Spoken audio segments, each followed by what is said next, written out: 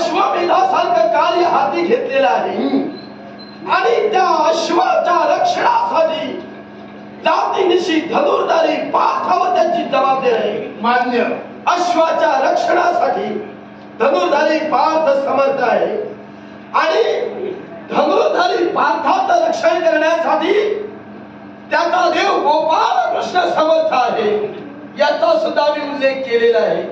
आणि त्याबरोबर हा याज्ञिक अश्व ज्याच्या राज्यात जाईल, ज्या ठिकाणी जाईल आणि एखाद्या वीरानं जर का त्या पत्रिकेच्या भावार्थाला अनुसरून त्या अश्वाला बंदिवान केले. आता पत्रिकेच्या भावार्थाला अनुसरून असे मी का म्हणालो, तर पत्रिकेचा भावार्थच तसा आहे. या जगाच्या पाठीवर जो बलवान असेल, जो शौर्यवान असेल, जो ताकदवान असेल, शक्तिमान असेल, त्यालाच आमचा अश्व धरावा. आणि जर का या शब्दाला अनुसरून त्याच्या जर कांगी, त्याच्या बाहुबलाच्या ठिकाणी जर का पराक्रम नसतील तर दुसरा पर्यायी मार्ग. आता अश्व त्यानं बंधन केला, पण जर का त्याला ते जमत नसेल तर सामोपचार सुद्धा तेवढाच महत्वाचा. ही शिष्टाई सुद्धा तेवढीच महत्वाची.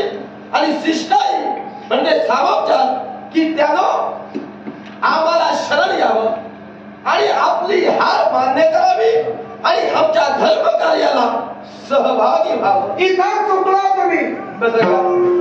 तुम्ही काय लिहिलं, ज्याच्या अंगी शौर्य पराक्रम नसतील, ज्याचे शौर्य पराक्रम कमी पडतील त्यांनी पांडवाला शरण यावं. म्हणजे साऱ्या वीरांना तुम्ही तुच्छ लेखला असं मला म्हणायचंय.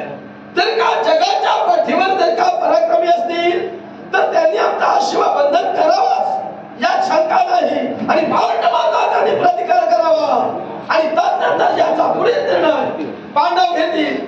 ज्याला आमचा अश्व बंधन केलं असेल पराक्रमाची बाजू आम्ही लावी आणि ही बाजी आम्ही लावून आमचा अश्व मुक्त करण्याची जबाबदारी पांडवांवर आहे. अर्थात आम्ही जो अश्व बंधन केलंय ते तुम्ही दिलेली शब्दरूपी नागवली ही साऱ्या वीरांना आहे आणि त्या वीरांच्या वतीनं आम्ही हा अश्व बंधन केलंय. म्हणूनच हे वीर श्रेष्ठा बघा आले आल्या मी तुझं कौतुक का केलं तर हे तुझे पराक्रम मला आवडले. म्हणजे माझ्या पत्रिकेच्या भावार्थाला अनुसरून जी तू कृती केलीस ती तुला शोभादायक ठरली म्हणूनच मी तुझे कौतुक केलेलं आहे. आनंद वाटलो. तुमचे शब्द ऐकून आम्ही प्रसन्न झालो. तुमचा अश्व आम्ही यावेळी बंधन सुद्धा करू, तुमच्या साऱ्या बालवीरांना मुक्त सुद्धा करू. पण तात्पुरती त्याच्या मस्तकी लिहिलेली पत्रिका तिच्यावरचे शब्द बदला. तर हा अधिकार जर का हे वीरश्रेष्ठा मला असता आता याच ठिकाणी मी तो निर्णय घेतला नसता. अधिकार कोणाला, इच्छा ते विचार तुमचे आहे हे मी अयोग्य म्हणणार नाही. बोलणं तुमचं रास्त आहे पण ज्येष्ठांचे निर्णय आहेत. आता काही निर्णय त्या जागेला महत्व आहे. जागेप्रमाणे निर्णय घेतले जातात आणि जागा बदलली की ते निर्णय कुणीही घेता कामा नये. योग्य आहे. त्यामुळे आमच्या दादाने म्हणजे वरिष्ठांनी जी आज्ञा मला केलेली त्या वरिष्ठांची आज्ञा आम्हाला शिरोधार्य आहे. मग माझ्याशी विरोध करण्यापूर्वी ज्येष्ठांचा निर्णय घेऊन ये आणि तदनंतर माझ्या ज्येष्ठांच्या निर्णयाने आज्ञा घेण्याची आता साम्राज्याच्या परिस्थितीला गरज नाही. कारण आम्ही आता तयारीनं झालेलो आहे. पूर्ण तयारी करून ज्येष्ठांची आज्ञा घेऊन आणि प्रसंगाला सुसज्ज राहण्याच्या तयारीनं आम्ही आलेलो आहे. म्हणजे हा अश्व मुक्त करण्याची इच्छा घेऊन इथं अश्व मुक्त केला जाणार नाही. वाटेल ते केलंच ते वाटेल ते कर. तुझ्या पतीला पटेल ते कर. नाही नक्की. जर का आमच्या जर का सामोपचाराला आपण दुधाला दिला नसाल तर वाटेल ते म्हणले का शेवटी तुम्हाला मला ठार मारावं लागेल. या तुमची जीवितहानी होईल आणि तुमच्या सहकार्यासाठी जे धावून येतील ते सुद्धा आपल्या कर्माला मरतील. माझ्या सहकार्याचा नाही म्हणून हा समाचार म्हणून ही शिष्टाई. कदाचित तुला माहित असेल माझ्या सहकार्याला इथं कुणी येणार नाही. मी एकटा झालोय. जाणार सुद्धा एकटाच. पण जाण्यापूर्वी हा नियम बदलून इथून जाणार. पण तू एकटा असो तुझ्या हाता पाठीमागे तुझ्या बरोबर 100 लोक आम्हा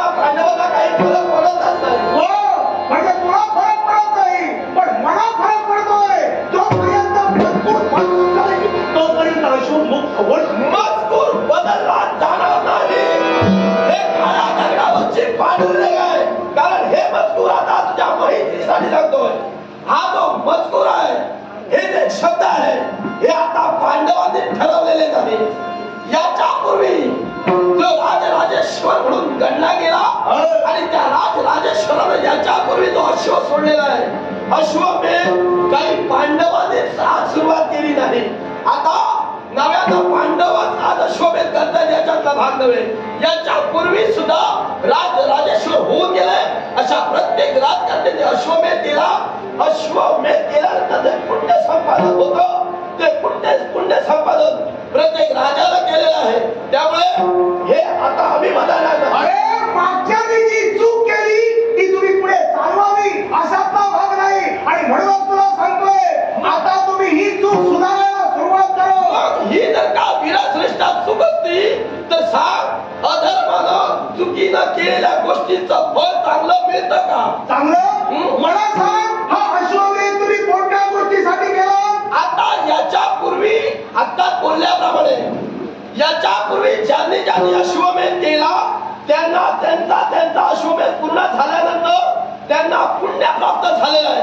आता त्यांनी जर का हे चुकीचं केलं असतं, आता तू म्हणतोय त्यांनी चुकीचं केलं म्हणून आता तुम्ही सुधारा, तुम्ही बदल करा. नक्कीच. मग त्यांनी जर चुकीचं केलं असतं तर ते पुण्यवंत आणि त्यांना पुण्य मिळालं. काय केलं, त्यांनी काय मिळवलं याच्याशी मला देणं घेणं.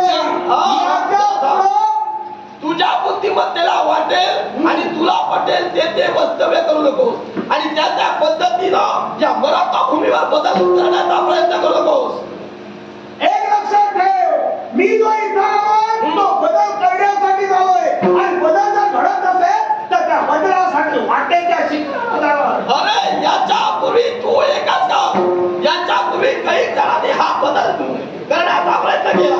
पण लक्षात ठेव, या जगाच्या पाठीवर नियतीचा तयारी का टाकायला फोडण्याचं सामर्थ्य कुणाला नाही. आणि असा तो फोडणारा या मराठा भूमीला जन्माला सुद्धा आला नाही.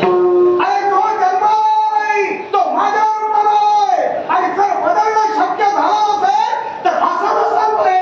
पण हा न्याय बदलण्याचा प्रयत्न पूर्ण मी करणार. मग तुझी जर का मारायची तयारी असेल तर मारायची तयारी माझी आहे. तू मला मारायला विचार, पण मी बदलला हे निश्चित. लक्षात ठेव, जर का तू मेला नाहीस आणि जर का आम्हावर तू माताही करशील असा तुझा आत्मविश्वास त्या आत्मविश्वासाला अनुसरून जर का आमच्यावर विजय तू संपादन केलेस तर लक्षात ठेव, तुझ्या कर्मानं मरशील. कर्मानं, माझ्या कर्मानं.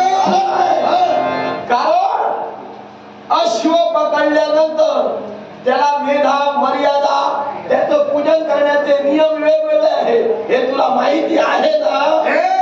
काय माहिती आहे का?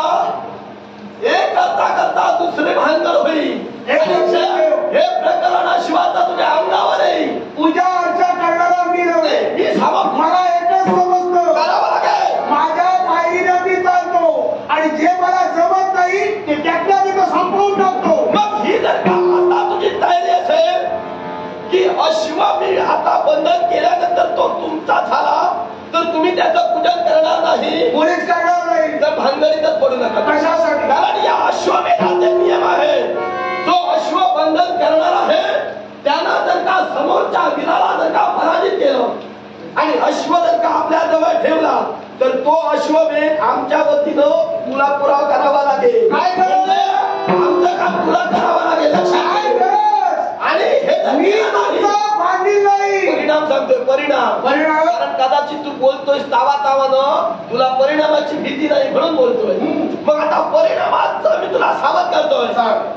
अश्वमेध केल्यानंतर आता मी म्हणालो पुण्य मिळतं आणि त्या पुण्याच्या अभिलाषेनं कदाचित जर तू अश्वबंधन केलेस तर फसला जाणार आहे.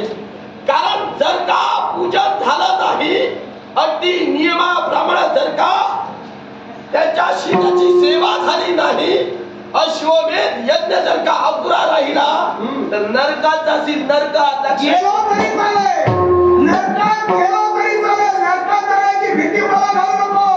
अरे मरण हे मागून मिळणार नव्हे, ते मिळवणार मी आहे. मग धनुर्धारी पार्थाचा गोप जर तुला कळालं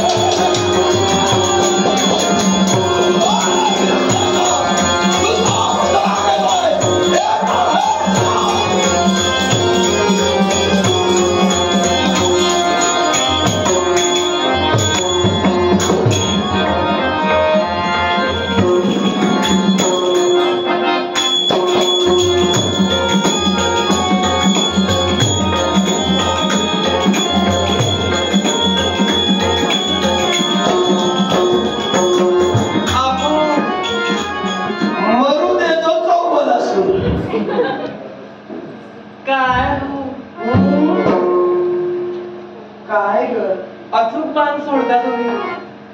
सवयीच झालेली आहे. आपलं शरसंधान पाहिलं मी. आणि एका हातानं नाही तर दोन्ही हाताला सवयी झालेली आहे. हो का? दोन्ही हाताने मी शरसंधान करतो. म्हणूनच मी पण थोडा थोडा प्रयत्न केला. का? वाटलं माझा प्रेमाचा बाण तुमच्यापर्यंत पोहोचतोय की नाही पाहूया. नाही, तो साधारण माझ्या जवळ येण्याचा त्याचा प्रयत्न केला. हो की नाही? म्हणून जरा मी त्याला थांबविला. थांबविला? हो हो. अबू का? त्या बाणाला मी त्याला थांबविलं. का थांबविला? कारण माझ्या अक्षय खात्यात अजूनही बाण शिल्लक आहे, त्याला जागा नाही. काय? अबू आपले पराक्रम पाहिले आणि खरोखरच असं वाटू लागलं कसं की तुमच्यासारखा पराक्रमी पुरुष अरे वा, जर का माझ्यासारख्या स्त्रीच्या जीवनात आला असेल ना, सोन्याहून पिवळं. वाटणं साहजिक आहे. अगं हे एकच तू नव्हे तर ज्या स्त्रीनं मला पाहिले, ज्या स्त्रीने मला का हे माझ्याचे पराक्रम सुद्धा त्या वेळेला पाहिले ना, त्यांनी बरीच जवळ साधण्याचा माझ्यावर प्रयत्न केला. प्रयत्न केला म्हणजे का मी काही कमी की का? नाही तुमच्याजवळ बघून वाटत नाही. अगं या अशा प्रसंगाची मला सवय आहे. सवय आहे? होय तर मग मला सारं काही सोपं जाईल. जास्त काही अभ्यास तांडव करण्याची गरज नाही. हो की नाही? हो. ते काय हवंय तुला माझ्याकडे? काय हवं? आता तुम्ही काही बोलूच नाही. आशावादी नजरेनं पाहते. आशावादी आहेच मी. तो नयनबाण तुझा माझ्याजवळ आला, काहीतरी अपेक्षा सांगू लागला. म्हणूनच सर्व मुद्द्याला हात घातलेला बरं. हो ना. आणि म्हणूनच सर, आता एवढ्या सगळ्याची सवय तुम्हाला आहे ना, तेव्हा मला जास्त काळ बोलायची काही गरजच नाही. तेव्हा मला फक्त एकच सांगावंसं वाटतं. आता तुम्ही काही बोलू नका. आता तुम्ही काही बोलू नका. मला तर असं वाटतं कसं की आता तुम्ही काहीच बोलू नये. बरोबर, तुम्ही बोलू ना हवं. तुझा फक्त ऐकून घ्यायला इथे मी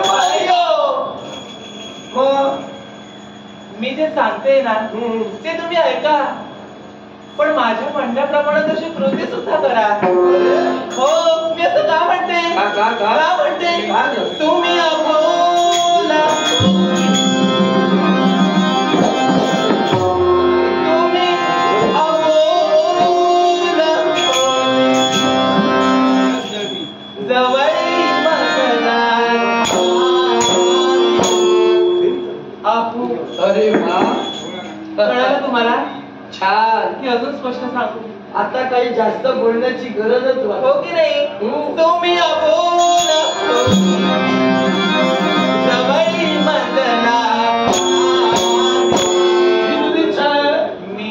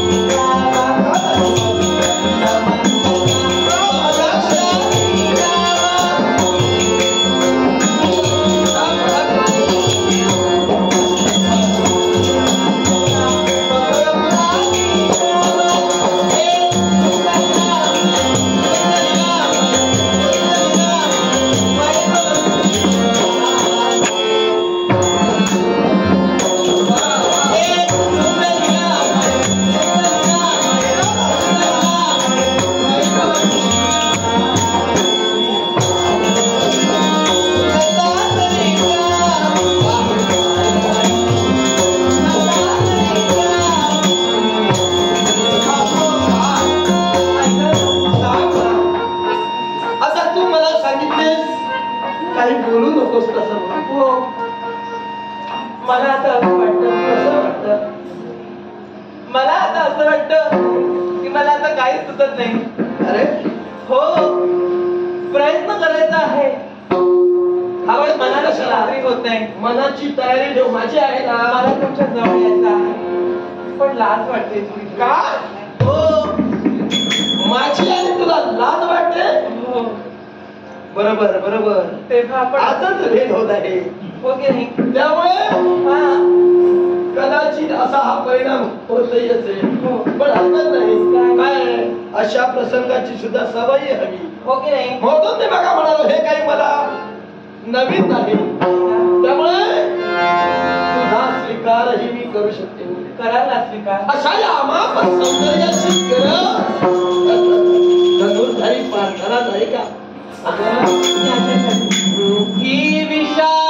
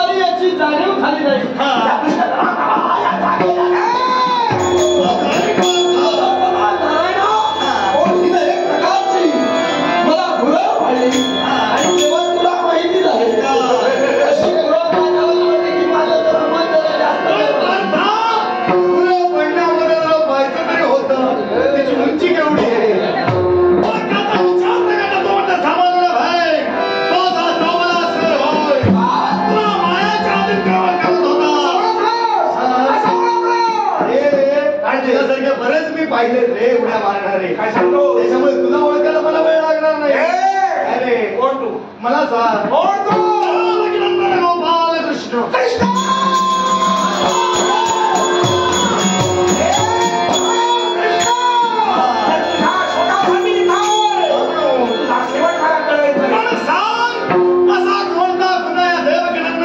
कृष्ण तुझा केला आहे. एकच गुन्हा केवळ माझ्या शोधात हृदयपर्यंत येणं झालाय. कसा लंकाधीश रावण याचा सेवक ह्या परवी घडला. हो, आणि त्याचा सेवक तू केल्यामुळं तू पळून गेला. त्यावेळी मला ते शक्य झालं नाही. आता मला शक्य नाही. सांगतो आई, काय तू पळकुटाच आहेस रे. तू जन्मताच पळकुट आहेस. मी कारण राम रावण झालो. केवळ हे करत पोटी पुत्र समाधान शंभूराव यांचा मत गाण्यासाठी रामचा ठरला. त्यावेळी तू पळून गेलास ना. युद्धातून माघार घेतली. होय ना. मग आता पार्थाशी युद्ध केलंस, नागवळणाशी युद्ध केलंस, ऋषकेतुशी युद्ध केलंस. काय केलं?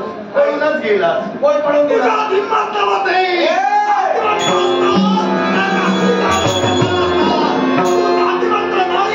हे तुम्हाला मान्य केलं. युद्धातून माघार घेतली, 4 पावलं मागं गेलो आणि सगळ्यांना बंधन केलं. याला सुद्धा बंधन करणार होता. क्षत्रिय बनावा. नक्की तू स्त्रीचा आधार घेतलास. कोण? तू. मी. हो, घेतला आधार. का घेतलास? एकाच गोष्टीसाठी. युद्धात सगळं भाव असतं आणि त्याच्यासाठी स्वतः वेश बदलला. त्याला ओळखणं शक्य नव्हतं का? मायाच्या आधी त्यांना करत होतास. पण लक्षात ठेव, देवकी क्षणात परवाना बाळगता केवळ यांना मायाच्या अधीन केलेलं होतंस. अजूनही वेळ गेलेली नाही. शरणी आहे मला.